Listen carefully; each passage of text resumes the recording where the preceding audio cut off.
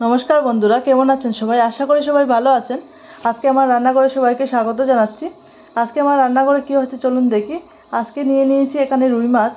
আজকে রুই মাছের রেসিপি করব। আমার আজকে রেসিপির নাম হচ্ছে রুই মাছের কালিয়া। তার জন্য আমার এখানে রুই মাছ চাই, তো আমি রুই মাছ নিয়ে নিলাম প্রয়োজন মতো। আর এখানে রয়েছে কিছুটা মশলা, যা যা আজকে প্রয়োজনীয় লাগবে, যা যা মশলা আমি সব রেডি করে নিয়েছি। দেখতে পাচ্ছেন এখানে পেঁয়াজ কুচি রয়েছে, রসুন রয়েছে কয়েক কোয়া রসুন, এখানে লঙ্কা বাটা, এই টমেটো বাটা, আর রয়েছে টক দই, কিশমিশ, আর রয়েছে এখানে পোস্তদানা, আর এখানে রয়েছে আমার রুই মাছ। তো রুই মাছগুলোকে প্রথমে আমি ধুয়ে নিয়েছি, কেটে ধুয়ে নেওয়া হয়ে গেছে। এখন নুন দিয়ে দিয়েছি। আমি 5-10 মিনিটের মতো ম্যারিনেট করে রাখবো নুন আর হলুদ দিয়ে। নুন হলুদ দিয়ে ভালোভাবে মাখিয়ে রাখবো।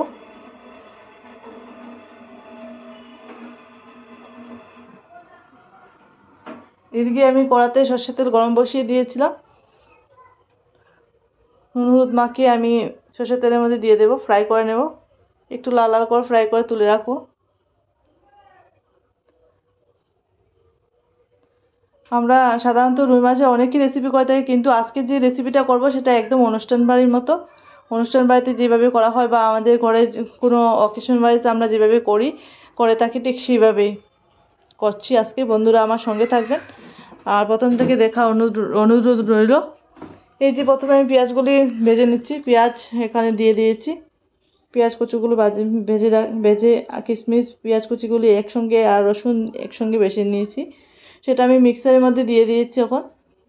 আর এদিকে ফোড়ন দিয়ে দিয়েছি আমি গোটা গরম মশলা, তেজপাতা আর লঙ্কা, শুকনো লঙ্কা ফোড়ন দিয়ে আমি টমেটো পিউরিটা আমি দিয়ে দিচ্ছি।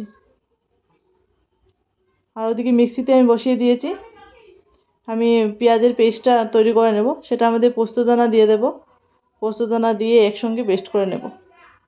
নুন হলুদ দিয়ে দিচ্ছি, নুন হলুদ জিরে গুঁড়ো দিয়ে দিচ্ছি, আর লঙ্কা বাটা দিয়ে দিচ্ছি এখান থেকে। আর আমি এটা কাশ্মীরি রেড চিলি দিয়ে দিচ্ছি 1/2 চামচের মতো। এই যে আমার পেঁয়াজ আর কিশমিশ বাটাটা এখানে রেডি হয়ে গেছে। পেঁয়াজ রসুন কিশমিশ একসঙ্গে বেটে নিয়েছি আর পোস্তর সঙ্গে, সেটাও দিয়ে দিয়েছি। মশলাটাকে ভালো করে কষিয়ে নিতে হবে এইভাবে করে, কিছুটা অল্প অল্প জলের ছিটা দিয়ে ভালো করে কষিয়ে নিতে হবে। 2-3 বার জলের ছিটা দিয়ে ভালো করে কষিয়ে নিতে। এদিকে আমি মিক্সি ধুয়ে জলটাও দিয়ে দিচ্ছি, দিয়ে ভালো করে কষিয়ে নেব।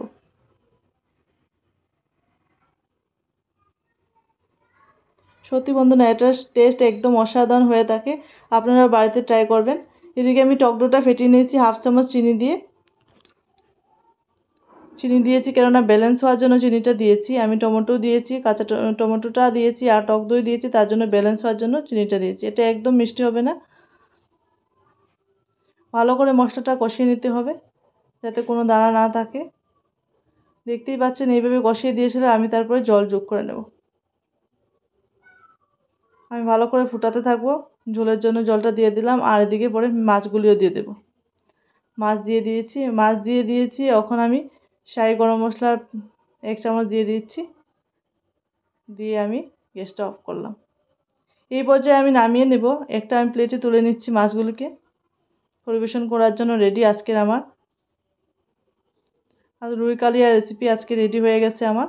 এই যে দুর্দান্ত স্বাদের, সত্যি বন্ধুরা এই গরম ভাতের সঙ্গে জাস্ট অসম লাগে। আর সত্যি আমার রেসিপিটা ভালো লাগতে থাকে অবশ্যই লাইক শেয়ার কমেন্ট করবেন।